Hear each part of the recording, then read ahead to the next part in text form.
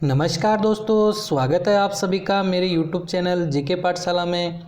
तो हमारी बात चल रही थी राजनीतिक दलों के बारे में और उसके हमने 3 वीडियोस देख लिए थे, जिसमें पिछले वाले वीडियो में हमने बात करी थी सार्टोरी महोदय ने जो दलीय प्रणाली का वर्गीकरण किया था उसके बारे में। तो आज के इस वीडियो में हम बात करेंगे ला पोलोम्ब्रा और मायरन विनर का जो वर्गीकरण है उसके बारे में। इसके अलावा जो एलन बोल है उनका वर्गीकरण, इसके बारे में बात करेंगे। तो यहाँ जो ला पोलोम्ब्रा और मायरन विनर, यहाँ मायरन विनर का जो वर्गीकरण है वो किस प्रकार से किया गया है। तो चुनावी प्रतियोगिता के आधार पर जो इन्होंने क्या है 2 प्रकार की दलीय प्रणाली बताई है। देखो, इन दोनों ने जो शासन प्रणाली है उसमें विपक्षी दल की पहचान के आधार पर राजनीतिक दलों का वर्गीकरण किया है। इस चीज़ का ध्यान रखना कि इन्होंने शासन प्रणाली में विपक्षी दल की पहचान के आधार पर राजनीतिक दलों का वर्गीकरण किया है। तो सबसे पहली बात आती है प्रतियोगी दल प्रणाली। तो देखो, प्रतियोगिता जहाँ हो रही है इसमें क्या है, ये सुस्पष्ट है कि ये एक तरह से द्विदलीय प्रणाली के लगभग समान सी है। यानी प्रतियोगिता जहाँ हो रही है वहाँ एक तरह से ये कह सकते हैं द्विदलीय प्रणाली के लगभग समरूप है। तो इसमें क्या है, विपक्षी दल की पहचान है वो स्पष्ट होती है। तो इस प्रणाली के देखो 4 रूप बताए हैं। एक तो अधिपत्य वैचारिक दल प्रणाली। तो इसमें क्या है, विचारधारा के आधार पर दलीय प्रतियोगिता पाई जाती है। जैसे ब्रिटेन में विचारधारा है, जैसे भारत है तो बीजेपी कांग्रेस है, दोनों की अलग अलग विचारधाराएं हैं। तो विचारधारा के आधार पर दलीय प्रतियोगिता चलती है, उसे कहते हैं आधिपत्य। आधिपत्य किसका है, विचारों का है। यहाँ साफ साफ लिखा है आधिपत्य किसका है, विचारों का है। दूसरी है आधिपत्य फलमूलक प्रणाली, यानी इसमें कार्यों के आधार पर दलीय प्रतियोगिता पाई जाती है। तो इसमें विचारधारा का क्या रहता है, अभाव रहता है। विचारधारा इसमें कोई मायने नहीं रखती, ये सत्ता आधारित होता है। यानी जैसा काम करोगे तभी क्या है, आपको सत्ता मिलेगी, अगर काम नहीं करोगे तो सत्ता नहीं मिलेगी। यानी यहाँ विचारधारा का कोई रोल नहीं है। जैसे फॉर एग्जाम्पल बात करें अमेरिका की, तो यानी जैसा काम करोगे वैसा ही फल मिलेगा। जैसे आपके कर्म होंगे वैसे ही आपको क्या है, मतलब जैसा आपने लिखा होगा वैसा ही आपको नंबर मिलेगा, सीधी सी बात है। तो कर्म आप जैसे करोगे वैसा ही आपको फल मिलेगा।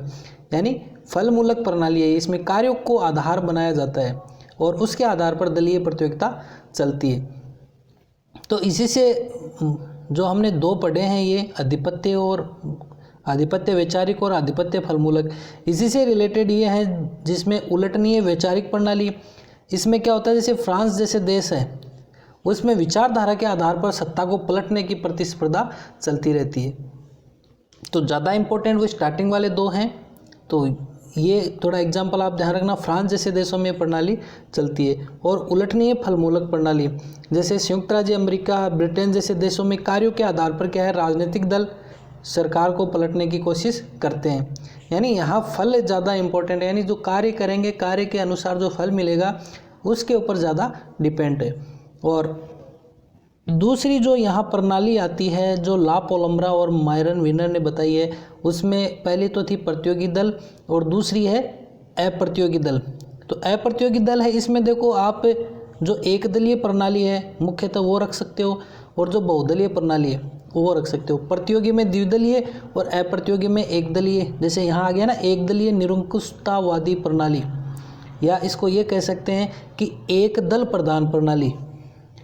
तो इसमें क्या है, विपक्षी दल की जो पहचान है वो स्पष्ट नहीं होती है और इसके भी क्या है 3 रूप बताए हैं। तो एक दलीय निरंकुशता वाली जैसे क्यूबा, स्पेन, कंबोडिया, और एक दलीय बहुलवादी, देखो बहुलवाद भी आ गया। तो प्रतियोगी दल में द्विदलीय प्रणाली लगभग पाई जाती है और अप्रतियोगी दल में एक दलीय और बहुदलीय। तो एक दलीय बहुदलीय प्रणाली है वो मैक्सिको में, और एक दलीय सर्वाधिकारवादी वो है जैसे जनवादी चीन है, सोवियत संघ है, नाजी दल है, फांसी दल है। ये इस प्रकार से क्या है, ला पोलोम्ब्रा और मायरन विनर ने क्या है राजनीतिक दलों का जो दलीय प्रणाली का वर्गीकरण किया था। अब हम देखते हैं एलन बोल का वर्गीकरण। तो एलन बोल महोदय ने दलों की जो संख्या है, फिर जो संरचना है और ताकत के आधार पर इन्होंने 7 प्रकार की जो दलीय प्रणाली है वो बताई है, जिसमें सबसे पहली आती है अस्पष्ट द्विदलीय प्रणाली। अस्पष्ट द्विदलीय प्रणाली मतलब यहाँ विचारधारा के आधार पर दोनों दलों में कोई ज़्यादा अंतर खास नहीं किया जाता है, जैसे अमेरिका है। जैसे अभी हमने पढ़ा ना, जो प्रतियोगी दल है उसमें ये फलमूलक प्रणालियाँ हैं, तो यहाँ ये किस में आ जाएंगी, अस्पष्ट द्विदलीय प्रणाली में, यानी विचारधारा के आधार पर दोनों दलों में कोई अंतर नहीं है। फॉर एग्जाम्पल अमेरिका और आयरलैंड। दूसरी स्पष्ट द्विदलीय प्रणाली या सुस्पष्ट द्विदलीय प्रणाली। तो इसमें क्या होता है कि स्पष्ट विचारधारा के आधार पर विभाजन होता है दलों का, यानी विचारधारा के आधार पर दलों का विभाजन है, तो वो स्पष्ट द्विदलीय प्रणाली है। और इसका मुख्य एग्जाम्पल है वो क्या है, ब्रिटेन है, ऑस्ट्रेलिया है। फिर तीसरी चीज़ आती है, वो आती कार्यवाह बहुदलीय प्रणाली। तो कार्यवाह बहुदलीय प्रणाली, इसके एग्जाम्पल जैसे नॉर्वे है, स्वीडन है। तो यहाँ क्या है, विचारधारा के आधार पर गठबंधन बनाए जाते हैं। तो हमने जो पढ़ा था सार्टोरी महोदय का जो वर्गीकरण, उसका जो ध्रुवीकृत बहुदलीय व्यवस्था के समान क्या है, ये व्यवस्था पाई जाती है। तो आप पुराना जो सार्टोरी वाला वीडियो वो देख सकते हैं। तो ये जो व्यवस्था है, जो कार्यवाह बहुदलीय प्रणाली, ये किससे समक्ष पाई जाती है, जो सार्टोरी का ध्रुवीकृत बहुदलीय व्यवस्था है उसके समान। यानी उस व्यवस्था में क्या था कि विचारधारा के आधार पर क्या है, गठबंधन बनाए जाते हैं।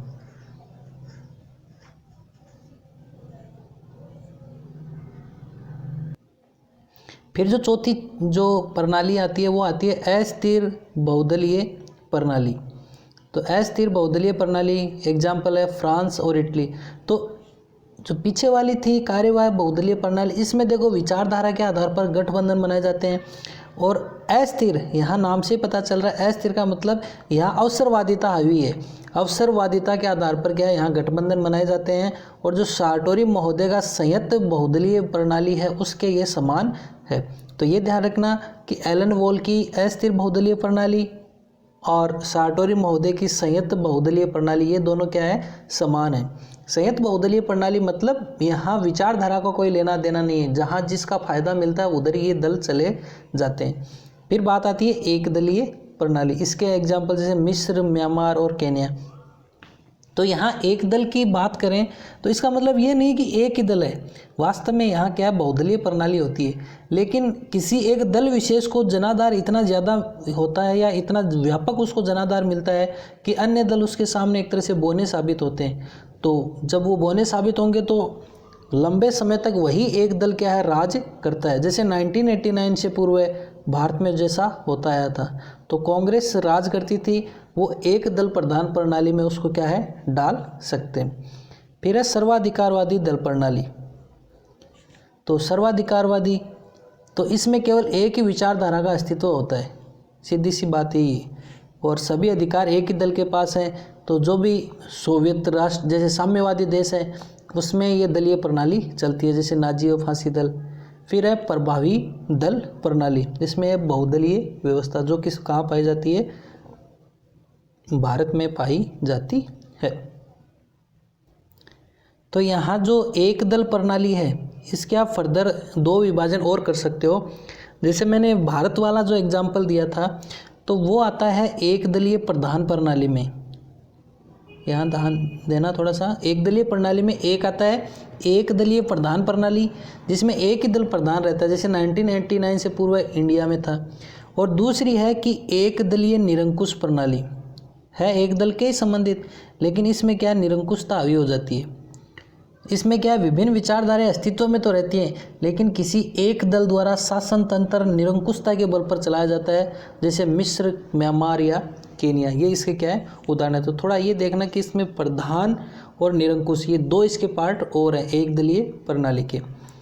तो राजनीतिक दलों का जो वर्गीकरण करने वाले विचारक हैं उनकी दो श्रेणियां हैं, जिसमें परंपरागत जो विचारक आते हैं वो आते हैं जैसे मैक्स वेबर है, एडमंड बर्ग, मैकाइवर है, मुनरो है, गिलक्राइस्ट है, माइकल्स है और मॉरिस दुर्वर्जर है। ये है परंपरागत विचारक। और आधुनिक की जो वर्गीकरण किया है जो आधुनिक विचारक हैं वो है जैसे माइनर विनर, ला पोलोम्ब्रा, जी ब्लोंडेल, सार्टोरी महोदय। तो ये हमने पढ़ा है, ये ला पोलोम्ब्रा का इनका अभी पढ़ाई है, एलन बॉल का पढ़ा है, पीटर मर्केल है, इसके अलावा लुशियन पाई है।